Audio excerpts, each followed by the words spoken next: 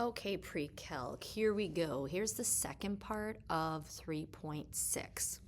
So in 3.4 and 3.5, we talked about those key characteristics, the period, the frequency, the midline, the amplitude, and so forth, okay? In 3.6, part 1, we saw how those affect and how those different key characteristics change the equation for the sinusoidal function. And that's basically what we have all up here at the top. This is a recall, a refresh from the first part of 3.6. So that should all be review. If not, please go back and rewatch the 3.6 part 1 video to get a better understanding of that first, okay? One thing I do want to point out is in that video, this is a little bit different right here. It's just another way to think about for your horizontal dilation or the period or finding the B value, whichever one, a little bit different way to think about it. So I know in the video it just says you take the regular period for sine or cosine, which is 2 pi, and you just divide it by the B value, or if you want to find the B value, you would just take 2 pi and divide it by the period if you're given that. Another way to think about it, and this usually helps me, is I usually think about it, what would I need to multiply whatever value I have, the B or the period, to build it up to the 2 pi. And so you'll see me reference that in this video a little bit. Both ways completely work. It's just how you can remember it better and what works better for you, okay? So once we have the midline, amplitude, and period figured out, we can start writing the equation. But now what happens is we are also going to change, or possibly change, the horizontal translation, which means we're going to shift it to the left or to the right. Now, sometimes it can be a little bit easier. For example, if we don't have a B value, a horizontal dilation, much easier to see that. And you're going to see this in the first example. But if we have a B value and then we also have a horizontal translation, aka this phase shift that they also call it with periodic functions, then it does become a little bit more tricky. And so I'm going to show you a couple different ways you can do this. I like the algebraic approach, but I'll show you both. Okay, so let's jump right into an example because there's really nothing new. We just have to do some more practice. So it says g of x is given, or the graph of g is given to us. It's a trig function, and which of the following expressions could be a graph for g of x? So what I'm going to do, just to kind of reiterate those, amplitude, midline, things like that values, I'm going to go ahead and show you what each of these would look like one at a time. So you will notice that for all of these, we have an amplitude of 3, we have a midline of 1, we have some different values. Let me go ahead and highlight those. So all 4 of these have the midline of -1.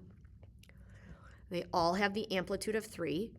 We do have a -3 in B and D, but that just means, remember, we can't have a negative amplitude. That just means it's reflected over the x-axis. It's a vertical reflection, which means it would reflect up or down, and in this case, that's over the x-axis.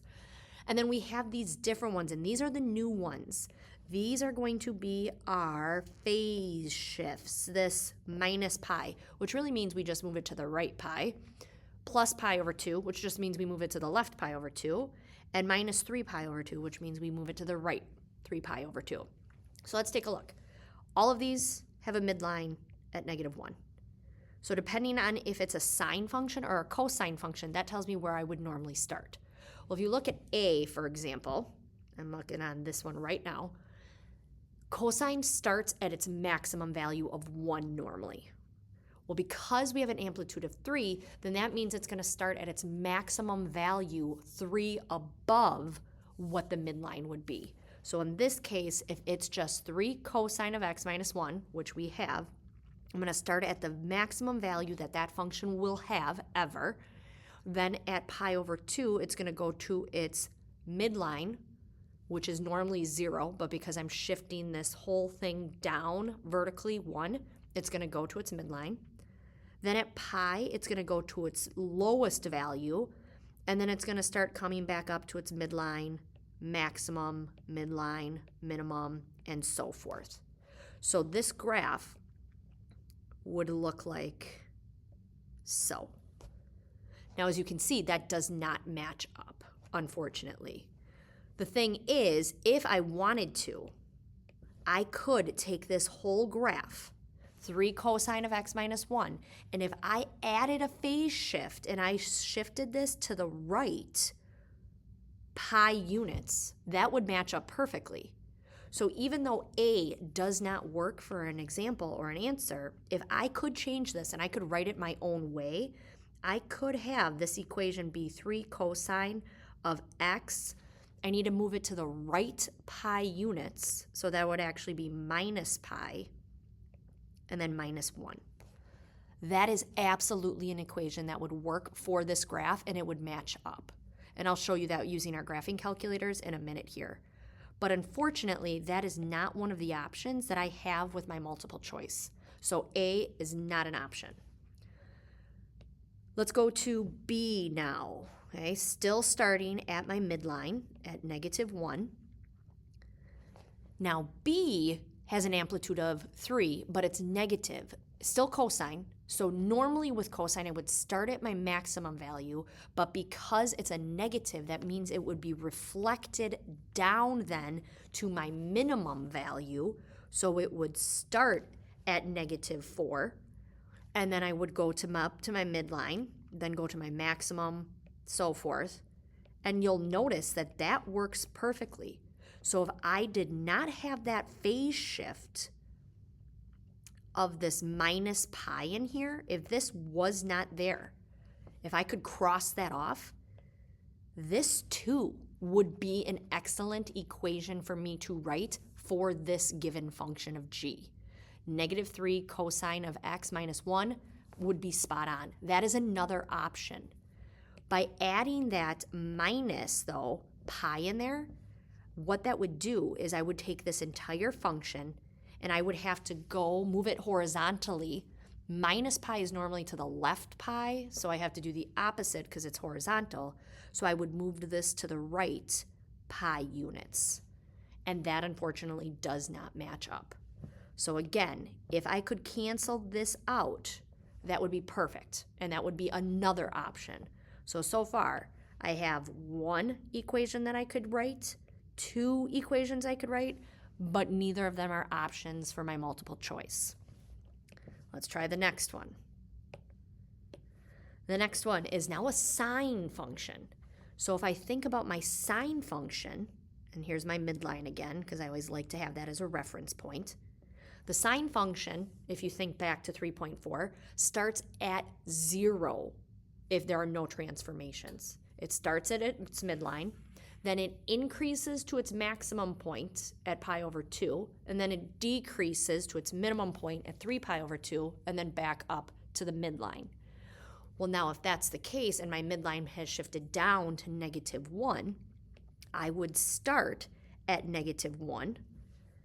Then I would go up to my maximum, and I'm doing this again without the phase shift of that highlighted purple pi over 2. This is just the original.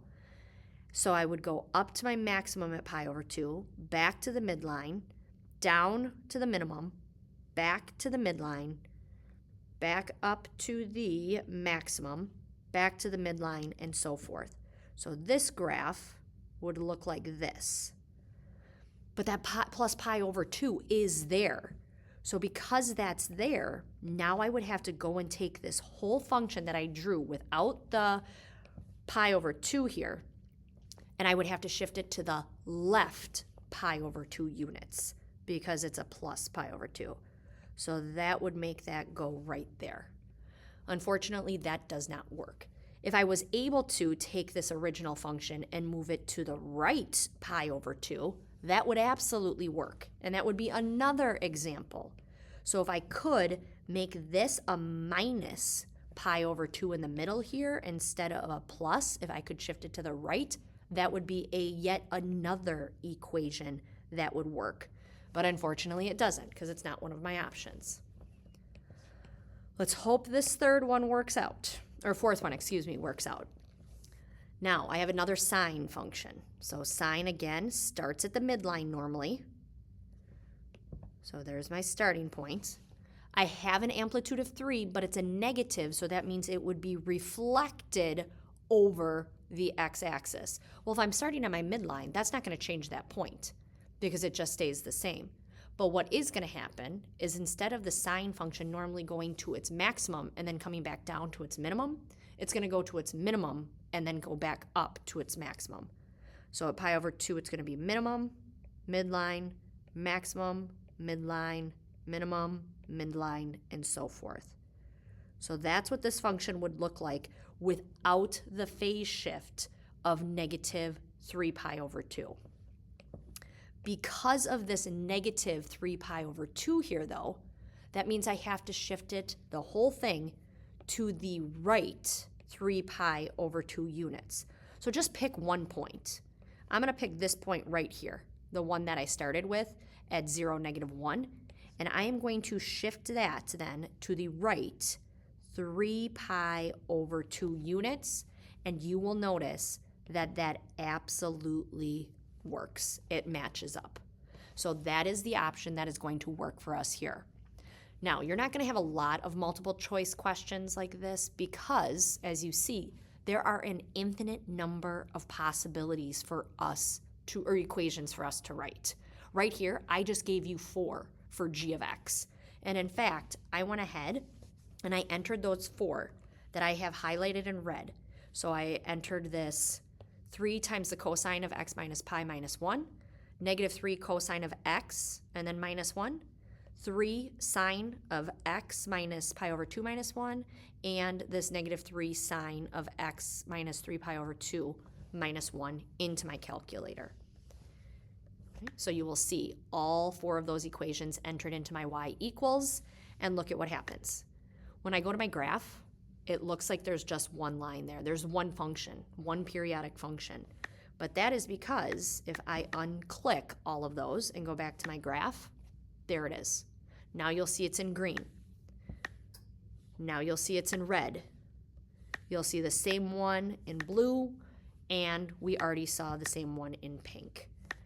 That's telling us that all 4 of those equations work for this same sinusoidal function. And that is the tricky part when it comes to these, okay? So that's how you would do it if you went through the whole process. It takes a long time, especially because you guys aren't going to want probably to draw everything out, and you can't shift it right and left like I can on my iPad. So if you do this on your iPad, it might be easier, but what I ended up doing was I came up with a different way, or saw a different way, of how we can do this algebraically without having to plot every single equation, especially when we have a b value. Because if we have this b value was 1, because we had a normal period of 2, and you'll notice that all 4 of these had a b value of 1, so it didn't work, I didn't affect it. But the b here is 1. If that changes, like we're going to see in our next example, it's more difficult. So pause the video and write this down, because this is going to be your go-to algebraic approach on how to find the phase shift. Okay, hopefully you got that copied down. Now let me explain it. What we're going to do is we're going to pick a point. We're going to look at the maxes. Okay, now if you use a negative amplitude, then that's going to be a little bit different. You're going to look at the minimums, but overall you're going to look at the maxes. Now the normal max for a sine curve happens at pi over 2. We need to remember that. And the normal cosine max happens at 0. We also need to know that.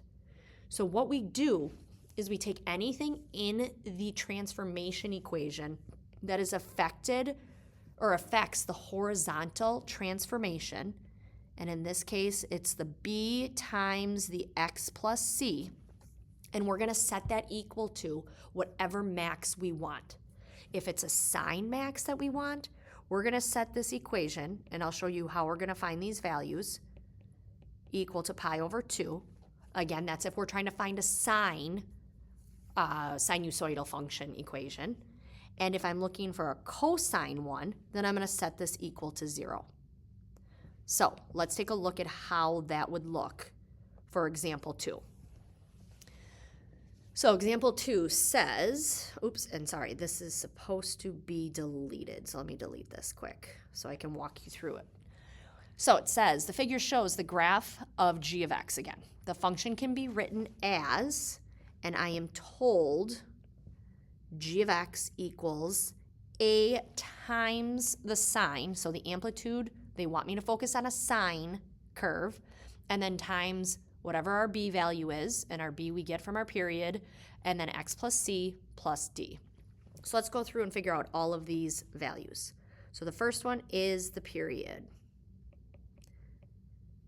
Okay, I'm given a graph, so I should be able to figure out what the period is.